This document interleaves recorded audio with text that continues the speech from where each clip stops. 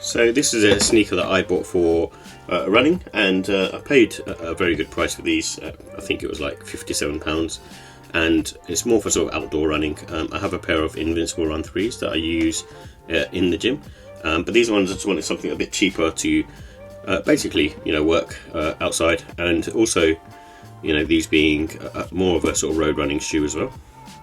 And they were originally released at the end of 2023. And it's a continuation of the Vomero line, hence why it's a Vomero 17. And as I said earlier, it was made as a road running sneaker, which is kind of what I'll be using them for anyway.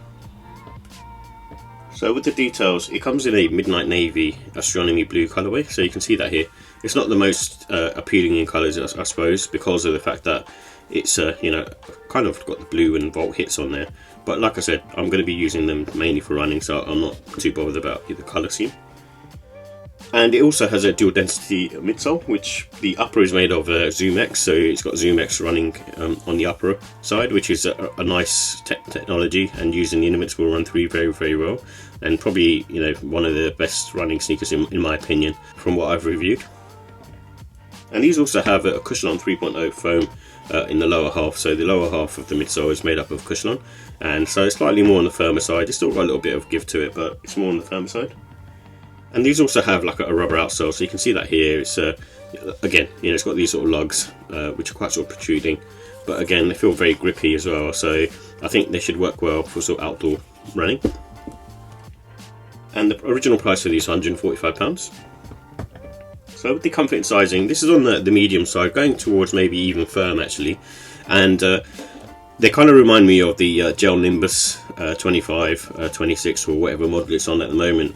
And you have a bit of give to it, which is this upper lining, and similar to the Gel Nimbus, the gel lining, you have a bit of give to it, but the bottom half of it just feels quite sort of firm on foot, so that's why it's got that sort of combination of being soft and medium.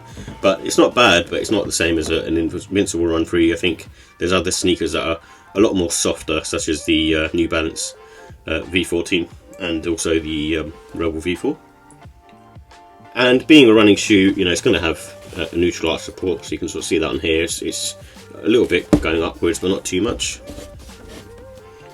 And again, there's no wearing time for these. I didn't feel any sort of pressure points, and with this one I went true to size, and I felt it was fine. And in fact, I had quite a bit of room, which is normally not a thing for mesh runners. So I think if you have a narrow foot, you can even potentially maybe even go down half size if you want that sort of tight fit. And as I said earlier, because of the lugs on here, it's got really great traction, and I feel like it will work really well for running. And once I sort of start, running in them, I might just do like a long-term wear test on them as well. So with the look and style, it's got sporty colours, so again, very bright, very sort of neon-y, and obviously, like I said, I picked these up on sale, so I'm not too bothered about that. And it's obviously a runner style shoe. And if you were going to wear them for lifestyle, then I say spring, summertime, but obviously it's got a lot of ventilation on there, so for what I'll be using them for, which is running, it's going to be pretty much all seasons. And obviously being a sneaker, if you're wearing as lifestyle, it's probably mainly sort of for casual wear really. And it comes with these blue laces in there, but you can also put in some grey or volt laces if you wanted to sort of spice things up a bit. So with the final thoughts, it's got like a sporty colour to it, so some people won't be a big fan of this, but obviously if you pay full price for them, then I'll probably choose another colourway. But it also has ZoomX and Cushlon technology in there, which is really nice, and I'm a big fan of ZoomX in particular. And the grip on this, it feels really, really nice. So as I said earlier, it should work well. With the cons, so I guess the colourway, this particular one's not for everyone. So with the ratings, I'm going to give the look and style 4 out of 5, only because of this particular one. I'm a big Nike sort of fan anyway, and I like the way Nike running shoes look and feel on foot compared to others, and that's just me personally. But overall the look of this isn't as nice as some of the other Vomero 17s.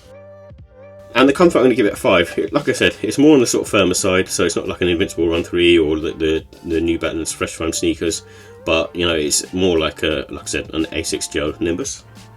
And the quality, I'll give it a 5. Like I said, for the price that you're paying, you're getting good tech in there, and like I said, the grip feels really nice on the outsole, and I think it will last a long time, and the upper feels obviously synthetic, but again, it feels very sort of reinforced.